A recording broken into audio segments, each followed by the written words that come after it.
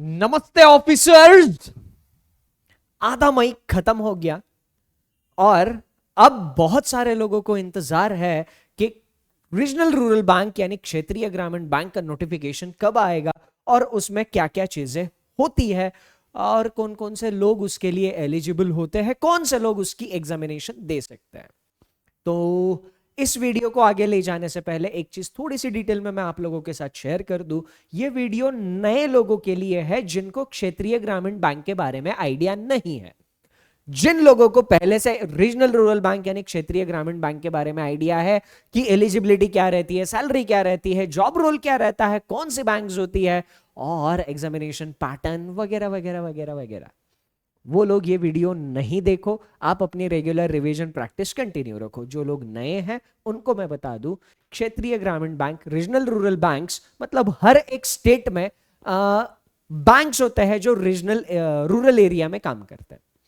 Rural areas में हर एक state का अपना अपना बैंक काम करता है। जैसे महाराष्ट्र की अगर मैं बात करूं तो कोकण विदर्भ ग्रामीण बैंक है, महाराष्ट्र ग्रामीण बैंक है। तो ये ऐसे रीजनल रूरल एरियाज में काम करने वाले बैंक्स होते हैं। तो ये जो भर्ती है ये खास ऐसे बैंकों में करी जाती है। अब भर्ती दो पोस्ट पर होती है, एक होता है क्लर्क और एक होता है ऑफिसर, है ना। तो क्लर्क और ऑफिसर दोनों भी हम यहां पर इस छोटे से वीडियो में डिस्कस करने वाले हैं। तो थोड़ा सा डिटेल में जान लेते हैं कि कौन कौन लोग इसके लिए एलिजिबल रहते हैं, क्या क्या चीजें रहती है। उससे पहले थोड़ा सा नोटिफिकेशन की बात करूं कि इसका नोटिफिकेशन हमें कब देखने को मिलेगा। 2021, 22, 23, 24 की अगर हम हिस्ट्री देखें तो 55 से 65 दिन पहले एग्जामिनेशन जिस भी तारीख को होनी है उससे 55 से 65 दिन पहले नोटिफिकेशन आता है। इस साल का जो एग्जामिनेशन है, इस साल की जो परीक्षा है वो 27 जुलाई को होने वाली है। इस साल की परीक्षा 27 जुलाई को होने वाली है और अभी तक के हिसाब किताब को अगर हम ध्यान में रखें तो 26 में से 1 जून के बीच में नोटिफिकेशन हमें देखने को मिल सकता है। सारी नोटिफिकेशन में सारी चीजें डिटेल में हमें बता दी जाएगी, कितनी वैकेंसीज है क्या। ठीक, नोटिफिकेशन का वैसे इंतजार सिर्फ और सिर्फ वैकेंसीज के लिए होता है कि कितनी वैकेंसीज है और कहीं ना कहीं एलिजिबिलिटी में कहीं को कुछ चेंजेस थोड़े बहुत है कि नहीं। बाकी सारी की सारी चीजें जो मैं आपको इस वीडियो में बताऊंगा, जो इस सेशन में मैं आपको बताऊंगा, वो सारी चीजें एज इट इज वैसे ही रहेगी, है ना। तो नोटिफिकेशन हम सिर्फ टोटल नंबर ऑफ वैकेंसीज के लिए नोटिफिकेशन का इंतजार करेंगे। ठीक, बाकी सारी चीजें आप पहले से जान लो और अभी से तैयारी शुरू कर लो। तैयारी कहां से करनी है वो भी मैं आपको बताने वाला हूं, तो थोड़ा सा ये वीडियो को ध्यान से सुनना। एलिजिबिलिटी क्राइटेरिया, है ना, योग्यता मानदंड क्या होता है, कौन लोग ये परीक्षा दे सकते हैं। अगर मैं आयु सीमा की बात करूं, एज क्राइटेरिया की बात करूं, तो जो ऑफिस असिस्टेंट है, ऑफिस असिस्टेंट की एग्जामिनेशन परीक्षा को फॉर्म भरने के लिए आपका जो एज है 18 से 28 के बीच में होना चाहिए। और स्केल 1 अधिकारी जिसको प्रोबेशनरी ऑफिसर भी बोलते हैं, तो स्केल 1 का जो अधिकारी है उसके लिए आपकी आयु 18 से 30 के बीच में होनी जरूरी है। ठीक, अब एज क्राइटेरिया के साथ साथ यहां पे आपका एजुकेशनल क्वालिफिकेशन, शैक्षणिक योग्यता भी मायने रखती है। क्या शैक्षणिक योग्यता है। देखो, बैंक का एग्जामिनेशन है इसका मतलब ये बिल्कुल भी नहीं होता कि कॉमर्स बैकग्राउंड ही चाहिए, है ना। आपने वाणिज्य शाखा से ही पदवी की होनी चाहिए ऐसा कोई जरूरी नहीं है। आपने चाहे साइंस से पढ़ा हो, आर्ट से पढ़ा हो, कॉमर्स से पढ़ा हो, आपका बस ग्रेजुएशन कंप्लीट होना चाहिए, है ना।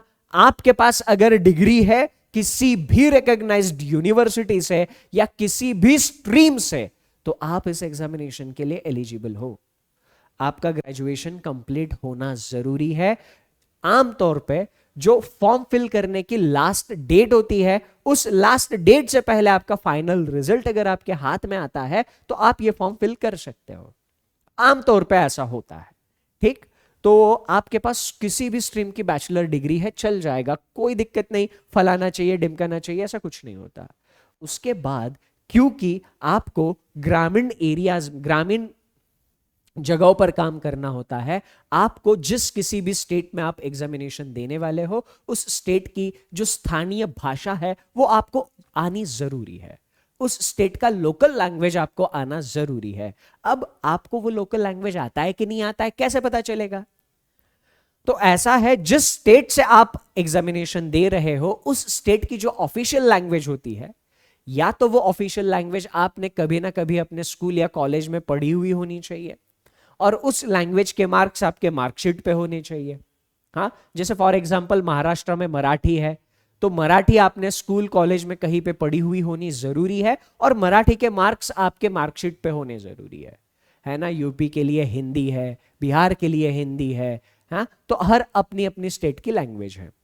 ओके, तो अगर आपने नहीं पढ़ी है, आपके मार्कशीट पे वो मार्क्स नहीं है, तो जब आप एग्जामिनेशन क्लियर कर लेते हो तो उसके बाद एक लैंग्वेज प्रोफिशिएंसी टेस्ट होता है।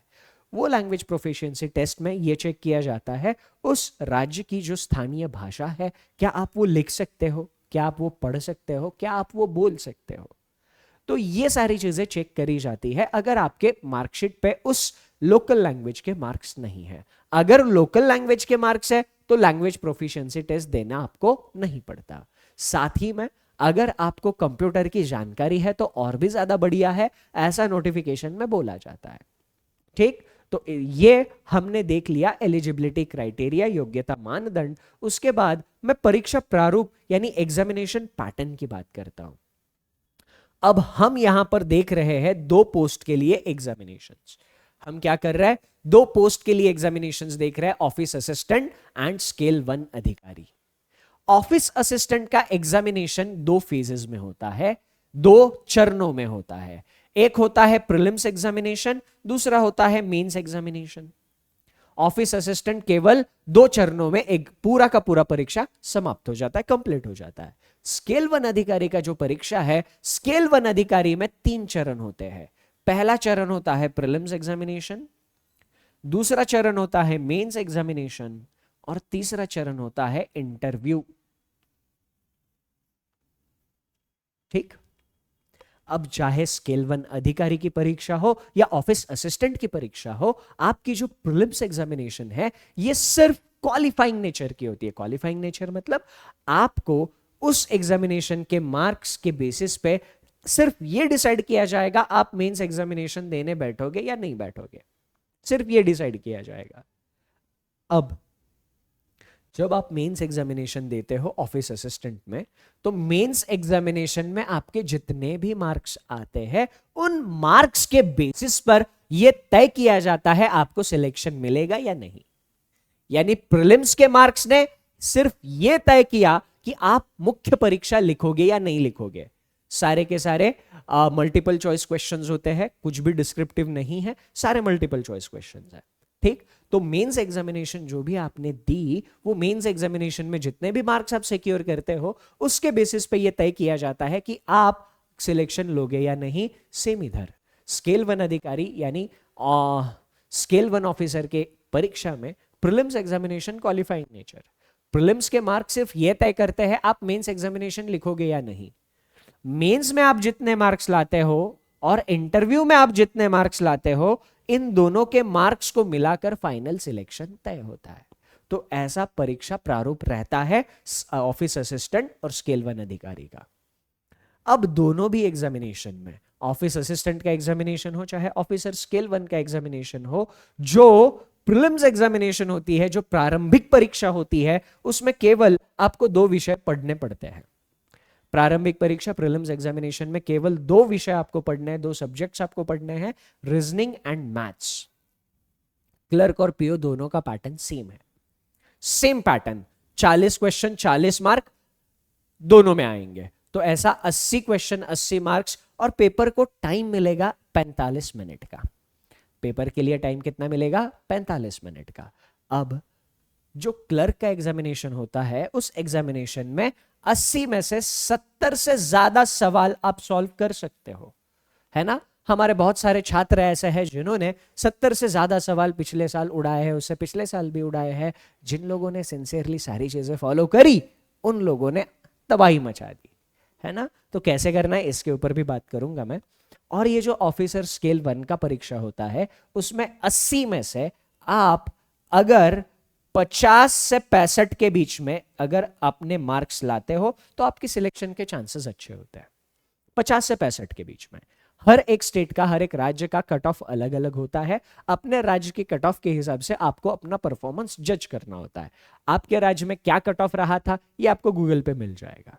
ठीक, तो आपकी स्टेट का कट ऑफ आपको गूगल पे मिल जाएगा। आपको बस सर्च करना है IBPS RRB PO prelims 2024 cut off Maharashtra, मिल जाएगा, है ना। तो ये आपके प्रीलिम्स एग्जामिनेशन का पैटर्न, केवल 2 सब्जेक्ट, 45 मिनट। अब इसमें पिछले साल एक चेंज किया था। पिछले साल क्या चेंज किया था, इन 45 मिनट में से रीजनिंग को दे दिए थे 25 मिनट और मैथ्स को दिए थे 20 मिनट। ये पिछले साल चेंज किया था। सेम ऑफिसर स्केल 1 के एग्जामिनेशन में भी हुआ था। तो ये चीजें इस साल भी ऐसे ही रहने के मैक्सिमम चांसेस है। ठीक, उसके बाद मुख्य परीक्षा का प्रारूप अगर हम देखें, चाहे ऑफिस असिस्टेंट का परीक्षा हो या ऑफिसर स्केल 1 का परीक्षा हो, ठीक है, स्केल 1 ऑफिसर, आपको मेंस एग्जामिनेशन में 5 सब्जेक्ट पढ़ने हैं। रीजनिंग जो आपने प्रीलिम्स में पढ़ी और मैथ्स जो आपने प्रीलिम्स में पढ़ी, ये मेंस में एज इट इज है। आपको एक्स्ट्रा क्या पढ़ना है, कंप्यूटर का ज्ञान आपके पास होना चाहिए, जनरल और बैंकिंग अवेयरनेस एक्स्ट्रा पढ़ना है। अब ये आरआरबी क्षेत्रीय ग्रामीण बैंक में ये यहां पर एक बहुत ज्यादा बेनिफिट होता है। आप या तो इंग्लिश लैंग्वेज चूज कर सकते हो, नहीं तो हिंदी लैंग्वेज चूज कर सकते हो। या तो इंग्लिश नहीं तो हिंदी लैंग्वेज आप चूज कर सकते हो। दोनों में से किसी एक भाषा का पेपर आप दे सकते हो। ये बहुत अच्छी बात है। तो ये ऐसे आपको 200 क्वेश्चन 200 मार्क्स के लिए आएंगे और 2 घंटे का टाइम मिलेगा, यानी 120 मिनट का टाइम, 200 सवाल, 200 मार्क्स, है ना। तो ये मेंस परीक्षा का पैटर्न होगा। अब ऑफिस असिस्टेंट के पोस्ट के लिए जिनका भी मेंस में स्कोर एक कट ऑफ से ऊपर होगा उनको सिलेक्शन मिल जाएगा।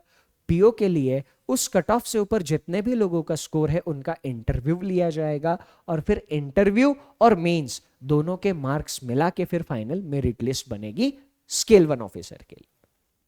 अगर आपको कौन एग्जामिनेशन दे सकता है और परीक्षा का प्रारूप यानी एग्जाम पैटर्न क्या है ये समझ में आ गया है, तो अभी सिलेबस के ऊपर चलते हैं। रीजनिंग में आप सिर्फ 11 चैप्टर्स पढ़ोगे। ये 11 चैप्टर्स आप रीजनिंग में पढ़ते हो। इन 11 चैप्टर्स में मैं आपके साथ रीजनिंग डिस्कस करता हूं, थोड़ा डिटेल में आपको मैं बता दूं। इन 11 चैप्टर्स में आपके प्रीलिम्स एग्जामिनेशन में ये 8 चैप्टर्स आते हैं। ऑफिस असिस्टेंट का प्रीलिम्स हो या पीओ का प्रीलिम्स हो, उनमें सिर्फ 1 से 8, सिर्फ 8 चैप्टर प्रीलिम्स में आएंगे। नीचे ये जो 3 चैप्टर दिख रहे हैं ये मेंस में आते हैं। तो मेंस एग्जामिनेशन में चैप्टर नंबर 1 से लेके चैप्टर नंबर 11 तक सारे के सारे चैप्टर मेंस एग्जामिनेशन में पूछे जाएंगे, है ना। एक मजे की बात बताता हूं, प्रीलिम्स एग्जामिनेशन में जो 8 चैप्टर आएंगे ना, उन 8 चैप्टर में से 40 मार्क की प्रीलिम्स है रीजनिंग। प्रीलिम्स में रीजनिंग 40 मार्क्स की आनी है। तो उन 40 मार्क्स में से 20 से 25 मार्क्स सिर्फ और सिर्फ एक चैप्टर लेके बैठता है और वो चैप्टर है पजल। 20 से 25 मार्क सिर्फ पजल्स पे पूछे जाएंगे। 20 से 25 मार्क, 40 में से 20 से 25 मार्क सिर्फ एक चैप्टर के ऊपर। जिसने ये चैप्टर अच्छे से कर लिया उसके रीजनिंग मस्त, उसको रीजनिंग में टेंशन ही नहीं रहता, है ना। और इसका एक बेहतरीन सोर्स मैं आपको बताने वाला हूं। बस एक बार पहले सिलेबस बाकी सब्जेक्ट का डिस्कस कर लेते हैं। तो जैसे हमने रीजनिंग में देखा वैसे क्वांट में हम 3 सेक्शंस, क्वांट का सारा सिलेबस 3 सेगमेंट में डिवाइड कर सकते हैं। चैप्टर नंबर 1 से लेके चैप्टर नंबर 3 तक हम स्पीड मैथ्स कहते हैं, क्योंकि ये बहुत तेजी से क्वेश्चन सॉल्व होते हैं, करने पड़ते हैं स्पीड मैथ्स। क्वाड्रेटिक इक्वेशन, है ना, वर्ग समीकरण जो आपने 8वीं 9वीं कक्षा में पढ़ा है। हाँ, नंबर सीरीज, अगर आपने कभी स्कॉलरशिप के एग्जामिनेशन दिए होंगे तो आपने नंबर सीरीज पहले से पढ़ रखी है। सिंप्लीफिकेशन, अप्रोक्सीमेशन, मतलब आपको कैलकुलेशन, जोड़ घटा गुणा भागाकार करना पड़ता है। ठीक, उसके बाद यहां पर आता है अरिथमेटिक, ये अरिथमेटिक है। और लास्ट में डेटा इंटरप्रिटेशन। क्वांट में ये 3 सेगमेंट्स आते हैं। सिमिलरली अगर मैं इंग्लिश के सब्जेक्ट की बात करूं तो इंग्लिश का सारा सिलेबस हम 3 पार्ट्स में डिवाइड करते हैं। इंग्लिश में आता है ग्रामर। ग्रामर में noun, pronoun, failures, adjective, verb, adverb, preposition, है ना, conjunction, tenses, articles, error detection, ये सारा ग्रामर का पार्ट है। ग्रामर के बाद इंग्लिश में आता है रीडिंग बेस्ड क्वेश्चंस। रीडिंग में रीडिंग कॉम्प्रिहेंशन हो गया, पैराजम्बल्स हो गया, है ना, ये रीडिंग का पार्ट होता है। और उसके बाद आता है वोकैबुलरी का पार्ट। तो इंग्लिश में 3 चीजों के ऊपर हम लोगों को फोकस करना है, ग्रामर पे, रीडिंग पे और वोकैबुलरी पे, है ना। ग्रामर, रीडिंग और वोकैबुलरी, इन 3 चीजों पे हम लोगों को क्या करना है, फोकस करना है। सेम हिंदी में भी वही चीज है। हिंदी में भी व्याकरण आएगा। व्याकरण में संज्ञा, सर्वनाम, क्रिया, विशेषण, संधि, समास, वचन, लिंग, काल, पद, विराम चिन्ह, ये सारा व्याकरण का भाग होगा। वाचन क्षमता, रीडिंग कॉम्प्रिहेंशन, एक आपको पैराग्राफ दिया जाएगा, उसके ऊपर कुछ सवाल पूछे जाएंगे, फिर उस दिए हुए पैराग्राफ में से उन क्वेश्चंस के, उन सवालों के आंसर्स करने होंगे, ठीक। शब्दावली मतलब वोकैबुलरी, अब इसमें समानार्थी, विपरीतार्थी शब्द, मुहावरे और कहावतें, उनके क्या मतलब होते हैं, है ना, अशुद्ध शब्दों को शुद्ध करके लिखना, तो ये सारी चीजें आपको हिंदी में देखने को मिलेगी। अब आखिरी में बचता है कंप्यूटर। कंप्यूटर में कंप्यूटर का बेसिक नॉलेज आपको होना जरूरी है। ऑपरेटिंग सिस्टम, माइक्रोसॉफ्ट ऑफिस, है ना, इंटरनेट और web technologies, computer networking, data security, trouble shooting in computers and computer terminology, इन सारी चीजों का ज्ञान होना बहुत जरूरी है। तो ये है आपका क्षेत्रीय ग्रामीण बैंक का पूरा सिलेबस। मैं ये जनरल एंड बैंकिंग अवेयरनेस का सिलेबस है। इसमें आप बहुत सारी इंटरेस्टिंग चीजें पढ़ने वाले हो। बैंकिंग सिस्टम इंडिया में कैसे काम करता है, कौन सी अथॉरिटी उसको रेगुलेट करती है, कौन कौन से सिनारियों में कहाँ कहाँ पर reserve bank of India action लेता है ना, इन्फ्लेशन, महंगाई को रिजर्व बैंक ऑफ इंडिया, भारतीय रिजर्व बैंक कैसे काबू में रखता है, कौन कौन से टूल्स है, बहुत मजेदार चीज है, आप जनरल एंड बैंकिंग अवेयरनेस में पढ़ने वाले हो, ठीक। उसके बाद मैं रीजनिंग की अगर बात करूं, मैंने आपको कहा था कि रीजनिंग में इकलौता चैप्टर पजल्स 60 to 70 मार्क का वेटेज कैरी करता है। तो उस पजल को अगर आप मास्टर करना चाहते हो तो ये एक 13 घंटे का सेशन मैंने यूट्यूब पर लिया हुआ है।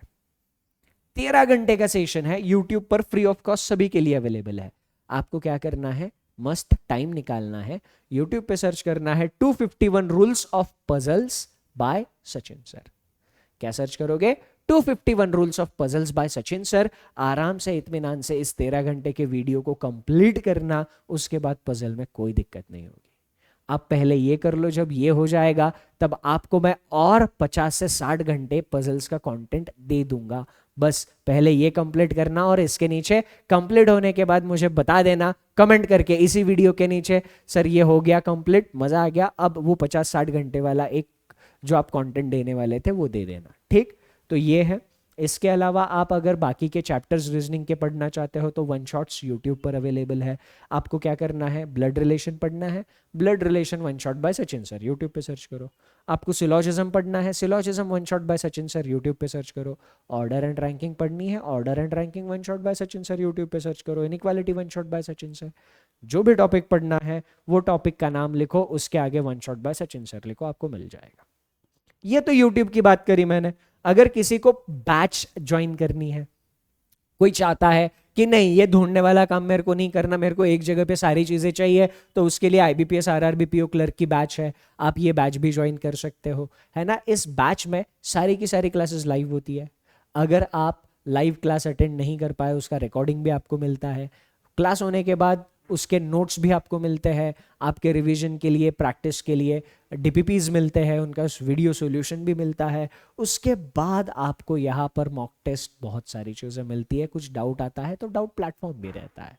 तो ये बैच है। इस बैच से आप इस साल के आरआरबी पीओ और क्लर्क की तैयारी कर सकते हो। ये बैच चालू हो बहुत टाइम पर, कुछ टाइम पहले चालू हो चुकी है। अगर आप अभी ये बैच ज्वाइन करते हो तो जो लेक्चर्स हो चुके हैं वो रिकॉर्डेड देखने पड़ेंगे, बाकी आप लाइव देख सकते हो, ठीक। ओके। और ये बैंक महापैक है। बैंक महापैक में जितने भी हमारी बैचेस होती है, सारी बैचेस का एक्सेस आपको फ्री ऑफ कॉस्ट मिलता है।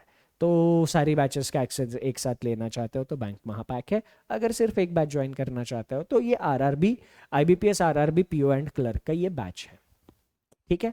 बाकी इसके अलावा इस एग्जामिनेशन को लेकर आपको कोई भी डाउट, दिक्कत, समस्या, परेशानी होगी तो कमेंट करके बताना, हमारी टीम उसका रिप्लाई जरूर करेगी। That's it from my side in this short session.